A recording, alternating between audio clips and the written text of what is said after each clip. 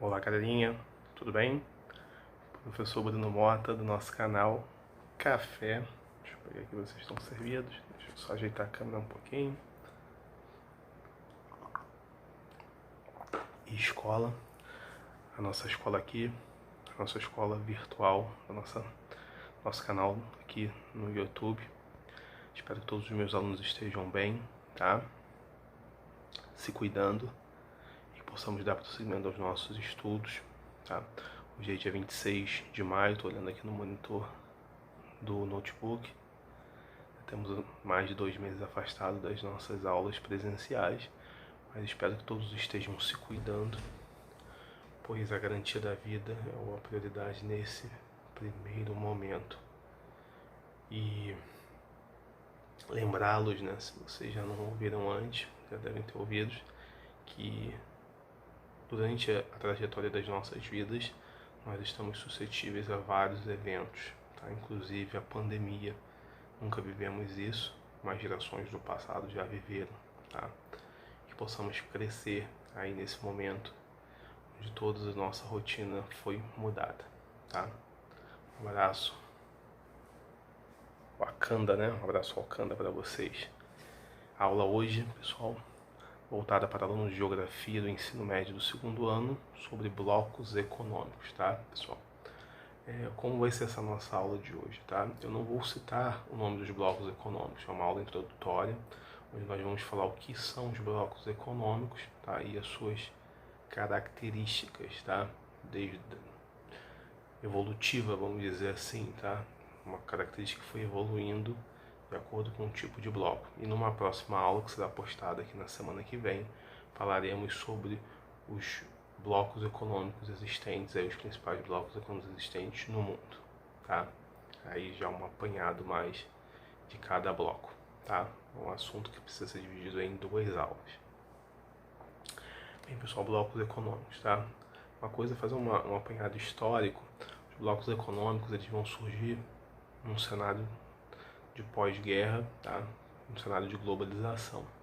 Pós-guerra, que eu digo pós-Segunda Guerra Mundial, tá?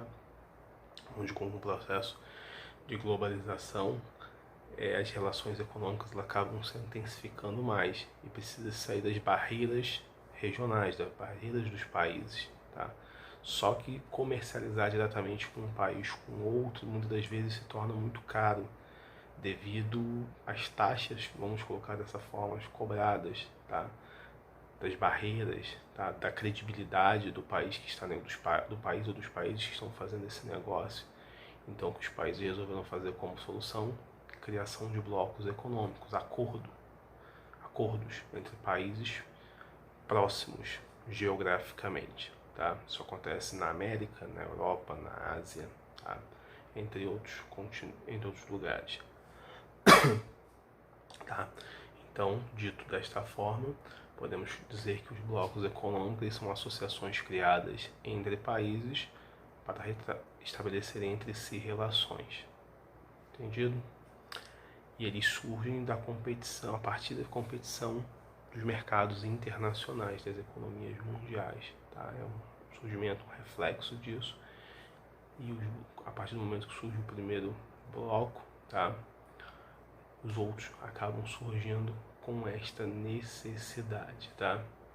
E tem como objetivo a criação desses blocos para dinamizar e intensificar a economia, tá? Os blocos econômicos, eles facilitam e dinamizam a economia porque vai aumentar a circulação de mercadorias, de capitais, de pessoas, tá? E a economia fica cada vez mais dinâmica, tá?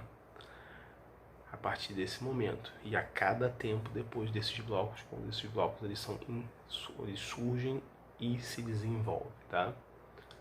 Facilitando no intuito inicial comércio entre os países membros, tá? Só que esse comércio também é feito de um bloco para outro, tá? Então, num primeiro momento ele surge para facilitar o comércio entre os países membros, mas ele evolui, alguns evoluem a tal ponto que não só facilita o comércio entre os países membros, mas também entre países do globo terrestre, tá? Os demais países do mundo, tá? E qual é a vantagem de um país participar do bloco, pessoal? É que esse país ele aumenta o alcance dos seus produtos e serviços por vários lugares desse mundo, tá? Vou dar um exemplo fictício. Vamos supor que houvesse um bloco das cidades da região metropolitana, né? Um bloco econômico entre São Gonçalo, Niterói, Itaboraí e Maricá. Fossem 4 países, tá? Antes disso, eles só comercializavam dentro desses locais ou diretamente um com o outro. Com a criação do bloco, o que acontece? As pessoas circulam por esses 4 países fictícios, né, essas cidades que eu citei, pessoas, mercadorias, serviços, e dinamiza esse processo. Então, essa é a grande vantagem de participar, tá? Até aí entendido? Claro que sim, vocês são sagazes como sempre. Eu vou tomar até o meu cafezinho para vocês respirarem. E pessoal, podemos organizar esses blocos em diferentes tipos ou características, tá? Primeiro, podemos classificar como zona de livre comércio, tá? O que seria uma zona de livre comércio, tá? Países se unem e é uma liberação gradual de mercadorias, produtos e capitais. Money, money, money, tá? Din, din, dentro dos limites dos territórios desse bloco, tá? Por exemplo fictício, São Gonçalo, Niterói, Itaboraí, Maricá, países, né? Então, dentro desses, formaram um bloco região metropolitana do Rio de Janeiro. Então, dentro desse bloco região metropolitana do Rio de Janeiro, formado por esses 4 países fictícios, circulam mercadorias e capitais, tá? É uma integração até considerada pelos estudiosos, pelos analistas, tímida, tá? Mas porque visa apenas mercadorias e capitais, tá? Depois nós temos uma outra tipo de organização, né, de bloco econômico, chamado de união aduaneira, tá? Além da circulação de mercadorias e capitais, tá? Há também estabelecida também uma tarifa externa comum, tá? Com a sigla TEC, tá? Aos países fora do bloco, tá? Seria uma evolução da zona de livre comércio, tá? Evolução daquele primeiro que nós falamos ainda há pouco, tá? Seria a evolução dessa zona de livre comércio. Além de circular mercadorias e capitais, é criada uma tarifa. O que isso significa? Vou dar um exemplo aí. Vamos supor, dando o exemplo do país fictício, né, dos países fictícios do bloco da região metropolitana, né, São Gonçalo, Niterói, Itaboraí e Maricá.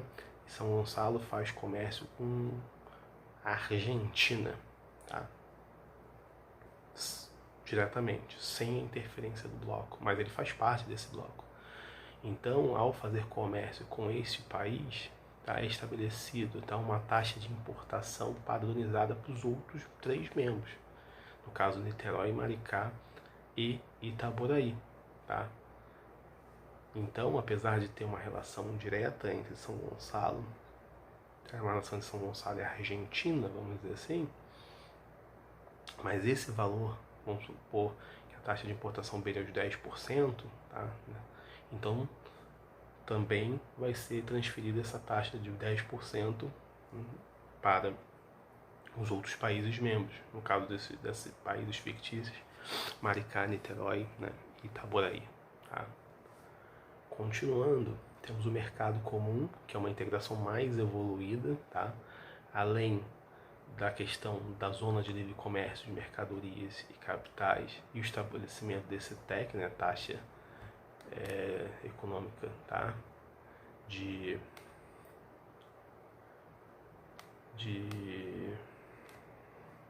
externa, desculpe, tarifa externa comum, tá? Essa tarifa e da mercadoria e capitais, tá? Eles também vão ampliar as relações, tá? Ou seja, eles vão tentar padronizar, tá? Padronizar leis trabalhistas, tá? Legislação econômica, circulação de pessoas, tá? Ou seja, já entra um fator novo nesse momento, a circulação de pessoas. E temos aí a união econômica e monetária, ou seja, nesse já é o estágio máximo e completo de um bloco econômico, que além de tudo que foi dito anteriormente, mercadorias, capitais, pessoas, tarifas, tá? Leis trabalhistas, legislações e entre outros atributos, tá? A adoção de uma moeda única, como o euro, como por exemplo, que tem vários países da Europa, tá? E a criação de um banco central, tá? Então, essa é a evolução máxima. Bem, pessoal, espero que tenham gostado aí da nossa aula. Se gostaram, dá um ok, dá um joinha. Se inscreva no canal para receberem novidades. Um abraço a todos aí.